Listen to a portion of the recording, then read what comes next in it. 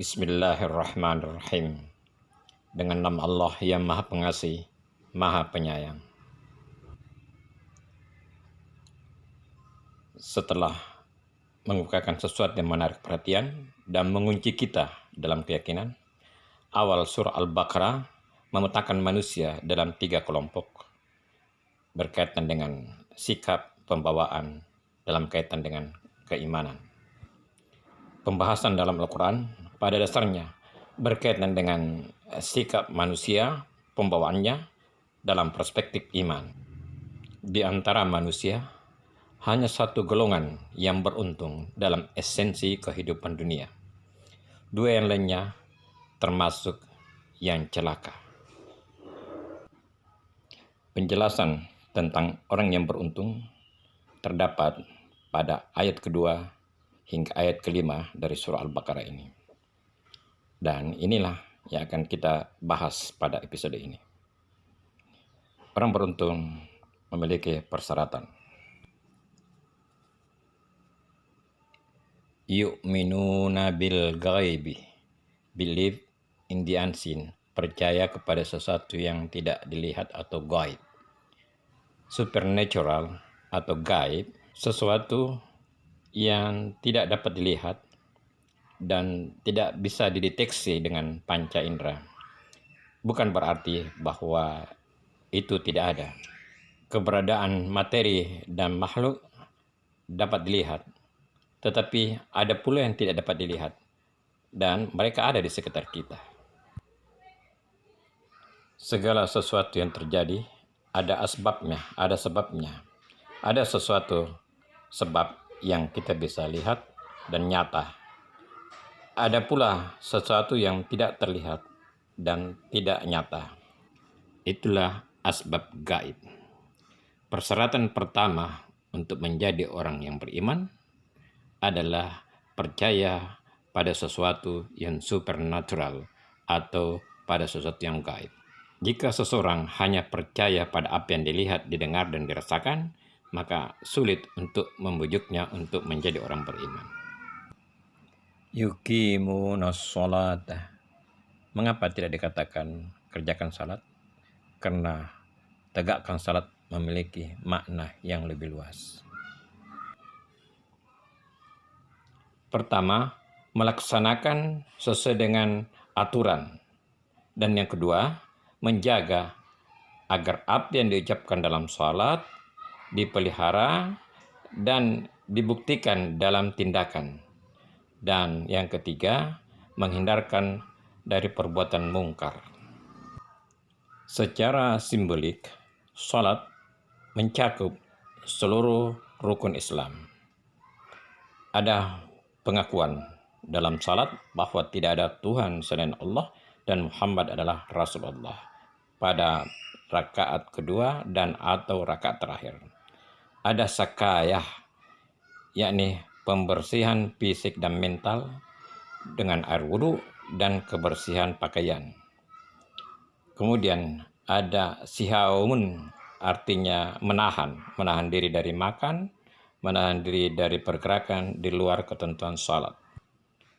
Menghadap kiblat, Masjidil Haram, satu simbol kunjungan ke tanah suci dalam pelaksanaan ibadah haji. Sembahyang itu sendiri adalah penghambaan dan mengingat Allah, berjanji dan berdoa. Mimma razaqnahum yunfiqun, menyisihkan sebahagian rezeki untuk kepentingan perjuangan di jalan Allah atau kepada mereka yang membutuhkan sesuai dengan syariah. Dengan rezeki yang didapatkan itu ada hak orang-orang yang tidak memiliki kemampuan ataupun mereka yang berjuang di jalan Allah. Dengan mengeluarkan zakat itu berarti seseorang membersihkan hartanya, dan itulah peran dan fungsi sosial dari orang beriman. Yu'minuna bima unzila ilaika, percaya pada apa yang diturunkan kepadamu Muhammad. Percaya bahwa Nabi Muhammad membawa ajaran sebagai kelanjutan dari nabi-nabi sebelumnya. Ajaran Nabi Muhammad disiapkan untuk generasi hingga akhir zaman yang ditinggalkan berupa Quran dan hadis. Wa ma unzila min qablika, dan percaya pada apa yang diturunkan sebelum engkau Muhammad.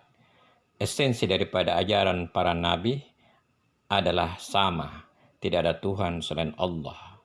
Hanya 25 nabi dan rasul yang diceritakan kepada Muhammad, khususnya hanya untuk kawasan Timur Tengah. Sesuai zamannya, nabi dan rasul itu perlu banyak saat itu karena hubungan antara satu wilayah dengan wilayah lainnya sangat sulit untuk zaman itu.